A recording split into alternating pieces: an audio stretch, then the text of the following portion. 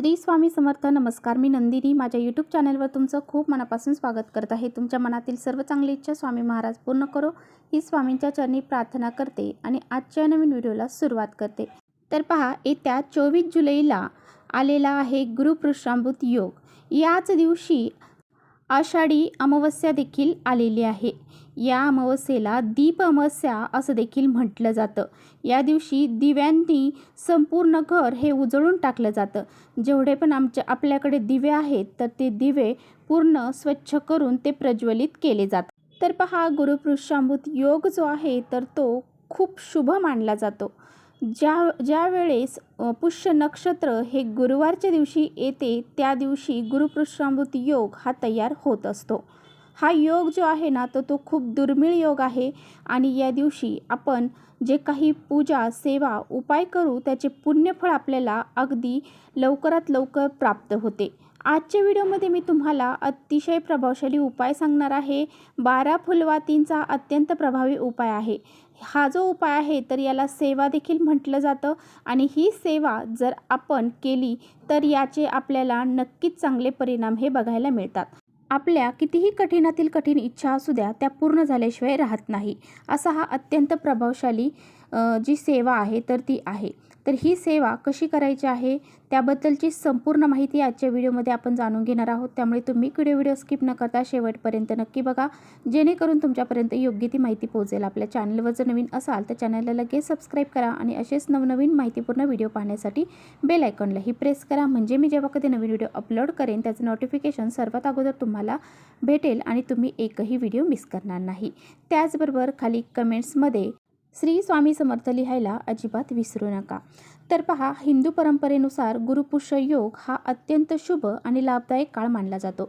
या दिवशी केलेली खरेदी, गुंतवणूक, व्यवसायाची सुरुवात करणे अतिशय शुभ आणि यशस्वी मानले जाते.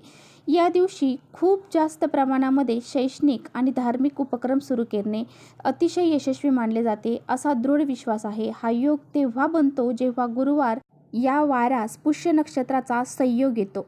पुष्य नक्षत्राला नक्षत्रामध्ये श्रेष्ठ मानले गेले आहे. तर गुरुवार हा बृहस्पती या शुभ ग्रहाचा वार असल्यामुळे ज्ञान, संपत्ती आणि समृद्धीचा कारक मानला जातो. त्यामुळे या दोघांच्या मिलनातून तयार होणारा गुरुपुष्य योग हा अत्यंत फलदायी आणि सकारात्मक मानला जातो.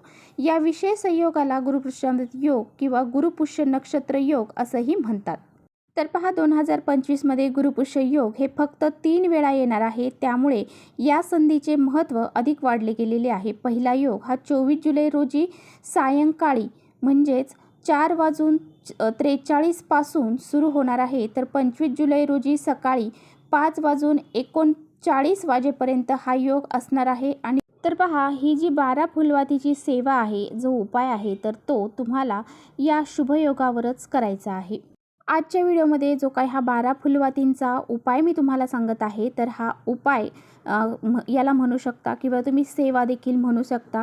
ही सेवा मी सुद्धा बऱ्याच वेळा केलेली आहे आणि याचं फळ देखील मला बऱ्याच वेळा मिळालेलं आहे. जी बी व्यक्ती ही सेवा करते, हा उपाय करते, त्या व्यक्तीला अनुभव आल्याशिवाय राहत नाही. त्या व्यक्तीच्या ज्या बी इच्छा असतील तर त्या नक्कीच पूर्ण होतात.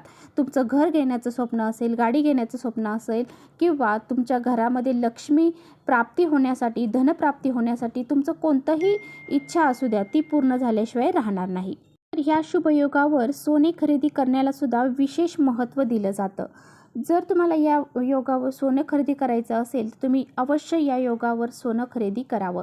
त्याचबरोबर तुम्हाला एखादं महत्त्वाचं काम आहे आणि ते काम पूर्ण होण्यासाठी तुम्ही खूप कष्ट करत आहात, प्रयत्न करत आहात, परंतु तुमचं ते काम पूर्ण होत नसेल, त्याचबरोबर तुम्हाला घर घेण्यासाठी काही अडीअडचणी येत असतील, तुमच्या मनासारखं घर मिळत नसेल किंवा तुमच्या मनासारखी गाडी मिळत नसेल, जे बी तुमचे स्वप्न आहे तर ते पूर्ण होत नसेल तर ही सेवा तुम्ही अवश्य करायची आहे.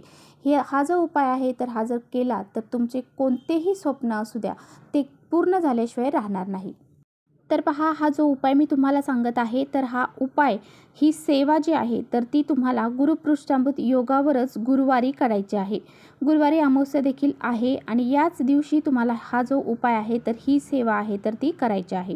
आता हा गुरुपुष्यामृत जो योग आहे सायंकाळी, गुरुवारी सायंकाळी हा योग 4:43 सुरू होत आहे आणि 25 जुलैला हा पहाटे 5:39 समाप्त होत आहे. हा जो काळ आहे ना, तर तो सायंकाळपासून ते पहाटेपर्यंतचा या काळामध्येच ही सेवा तुम्हाला करण्याचा प्रयत्न करायचा आहे, कारण याच वेळेमध्ये हा उपाय तुम्हाला करता येणार आहे. तर पहा, हा उपाय करण्यापूर्वी तुम्हाला तुमच्या देवघरामध्ये आसन टाकून बसायचं आहे. त्याचबरोबर तुमच्या देवघरातील दिवा प्रज्वलित करायचा आहे, धूप अगरबत्ती लावून घ्यायची आहे आणि या प्रसन्न वातावरणामध्ये या उपायाला तुम्हाला सुरुवात करायची आहे. तर हा जो उपाय आहे तो सायंकाळी 4:43 तुम्हाला जेव्हा वेळ असेल पहाटेपर्यंत तेव्हा करायचा आहे.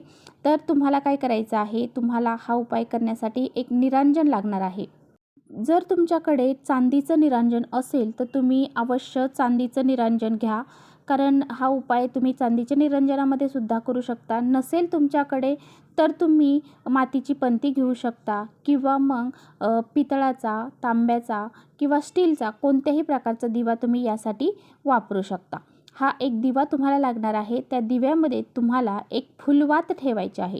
ही फुलवात तुम्ही तुपामध्ये भिजवून घेऊ शकता. तर ह्या उपायासाठी, ह्या सेवेसाठी तुम्हाला फुलवातच घ्यायची आहे. लांब वात यासाठी तुम्हाला घ्यायची नाही.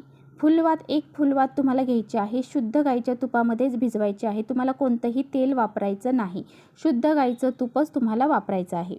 आता तुम्ही ही फुलवात कशी लावायची आहे, तर वरती तोंड करून, म्हणजे फुलवात आपल्याला त्यामध्ये ठेवायची आहे. तुपामध्ये भिजवलेली फुलवात घ्यायची आहे, ती निरंजनामध्ये ठेवायची आहे आणि प्रज्वलित करायची आहे. त्याखाली तुम्हाला एक प्लेट ठेवायची आहे आणि त्या दिव्याला हळद, कुंकू, अक्षदा, धूप, अगरबत्ती तुम्हाला दाखवून घ्यायची आहे. एक फूल अर्पण करायचं आहे. ती फुलवात तुम्हाला प्रज्वलित करायची आहे आणि त्यानंतर एक वेळा श्रीसूक्ताचं पठण करायचं आहे. त्याचबरोबर एक वेळा व्यंकटेश स्तोत्राचं पठण करायचं आहे. त्याचबरोबर 16 वेळा विष्णू गायत्री मंत्र म्हणायचा आहे. 16 वेळा लक्ष्मी गायत्री मंत्र म्हणायचा आहे आणि त्याचबरोबर 16 वेळा नवार्णव मंत्र म्हणायचा आहे. त्याचबरोबर तुम्हाला एक माळ हा श्री स्वामी समर्थ मंत्राचे जप करायचा आहे.